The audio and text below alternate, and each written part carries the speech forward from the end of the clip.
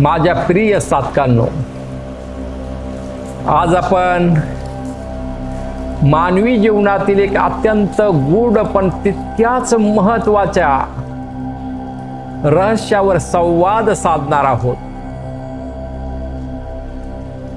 आजकाल माणसाला अनेक प्रकारच्या शारीरिक व्याधी आणि मानसिक आजारांनी ग्रसले आहे. लोक विचारतात, महाराज, एवढी दुःख, एवढ्या समस्या अचानक का वाढल्या आहेत? मी सांगेल, या सर्व समस्यांचे मूळ कारण एकच आहे. आपण निसर्गाच्या शक्तीशी असलेला आपला ताळमेळ पूर्णपणे गमावून बसलो आहोत. ज्या निसर्गाने, ज्या ब्रह्मांडीय ऊर्जेने आपल्याला जन्माला घातले, तिच्याशी आपली नाळ तुटली आहे.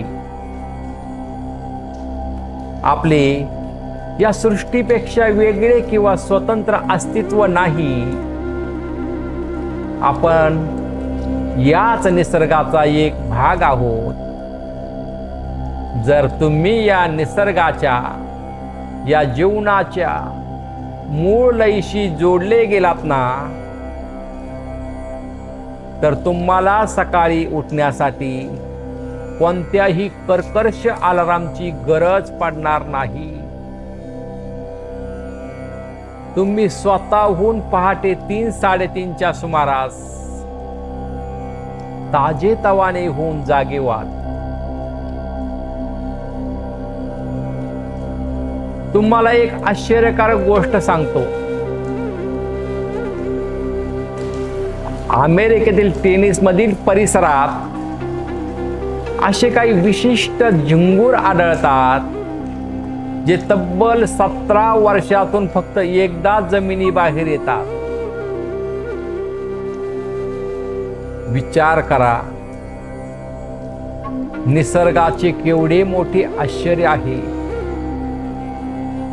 हे त्यांना कोणत्याही घड्याळाशिवाय किंवा अलार्म शिवाय बरोबर समजते की 17 वर्ष पूर्ण झाली आहे. ते बाहेर येतात, वंशवृद्धी करतात आणि पुन्हा शांतपणे झोपून जातात. हे कसे घडते? कारण ते निसर्गाच्या लयीशी, त्यांच्या शक्तीशी पूर्णपणे एकरूप आहेत.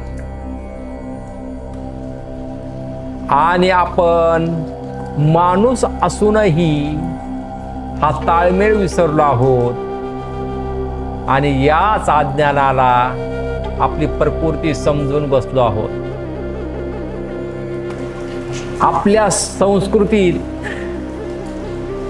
पहाटेची एक विशिष्ट वेळ सांगितली आहे. सकाळी 3:15 ते 3:35च्या दरम्यानचा काळ, यालाच आपण ब्रह्ममुहूर्त म्हणतो.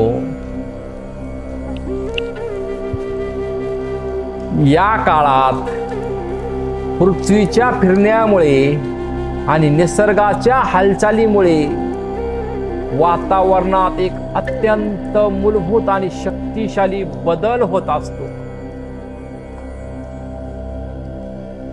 या विशिष्ट वेळेत मानवी शरीर हे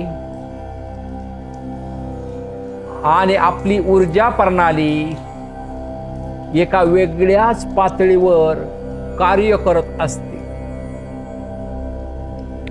जर तुम्ही निसर्गाशी जोडलेले असाल, तर तुम्ही गाढ झोपेत असलात, तर या काळात तुमच्या आत जिवंतपणाची एक दिव्य किरण जागी होईल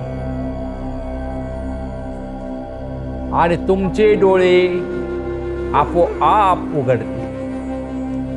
आता अनेक साधक विचारतात, महाराज, मग या ब्रह्ममुहूर्तावर उठून आम्ही नक्की काय केले पाहिजे? ध्यान करावे की नामस्मरण करावे? माझ्या राजांनो, तुम्ही काय करता याने फरक पडत नाही. सर्वात महत्वाची गोष्ट ही आहे की तुम्ही ज्या प्रक्रियेचा अभ्यास केला, ज्याची तुम्हाला दीक्षा मिळालेली आहे. दीक्षा म्हणजे काय? दीक्षा म्हणजे केवळ पुस्तकात वाचून किंवा कोणाचे तरी ऐकून एखादा मंत्र किंवा अभ्यास शिकणे नव्हे. दीक्षा म्हणजे त्या आध्यात्मिक ऊर्जेचा एक जिवंत बीज तुमच्या अंतरंगात पेरणे. तो मंत्र तुमच्या संपूर्ण प्रणालीमध्ये बिंबवणे. जर तुमच्या आत तो जिवंत बीज असेल आणि तुम्ही या ब्रह्ममुहूर्तावर उठून पूर्ण श्रद्धेने तो अभ्यास केला, तर त्याचा परिणाम शरीरावर आणि मनावर सर्वात जास्त फायदेशीर ठरतो. कारण त्यावेळेला निसर्गाची शक्ती त्या बीजाला अंकुरित होण्यासाठी आणि वेगाने विकसित होण्यासाठी अद्भुत मदत करत असते. पण लक्षात ठेवा, हे फक्त दीक्षित लोकांसाठीच आहे. ज्यांनी गुरूंकडून दीक्षा घेतली आहे. जर तुम्ही फक्त पुस्तकी योगी असाल तर तुमच्यासाठी 3:30 काय आणि 8:40 काय त्याने फारसा फरक पडणार नाही.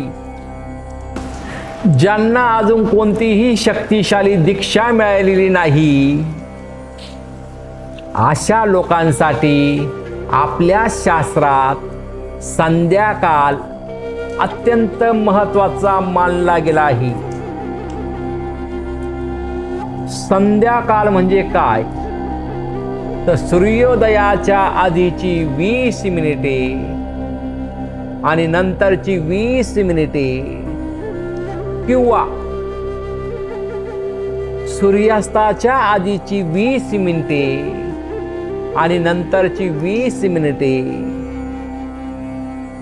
दुपारची आणि मध्यरात्रीची वेळही अशीच असते, पण तिचे स्वरूप वेगळे आहे. ज्यांच्याकडे दीक्षा नाही त्यांनी या संध्याकाळात भगवंताचे स्मरण केले तर त्यांना खूप मोठा लाभ मिळतो. पण ज्यांना दीक्षा मिळालेली आहे त्यांनी ब्रह्ममुहूर्ताची वेळ कधीही चकविता कामा नये. आपल्या दत्तधाम सरकारच्या चॅनेलवर आपण जी संकल्प प्रार्थना देतो ती या पवित्र काळात केल्यास तिची शक्ती अथांग वाढते. म्हणूनच स्वतःला निसर्गाच्या लयीत आणि रात्री योग्य वेळी झोपायला जा, जेणेकरून तुमचे शरीर घड्याळ न पाहता पहाटे 3:40 वाजता स्वतःहून जागे होईल. निसर्गाचे हे गुपित ओळखा. अंतःकरणात एक शुद्ध संकल्प करा आणि आपले जीवन सार्थकी लावा. माझा आशीर्वाद सदैव तुमच्या पाठीशी आहे. सर्वांचे कल्याण असो. श्री गुरुदेव दत्त.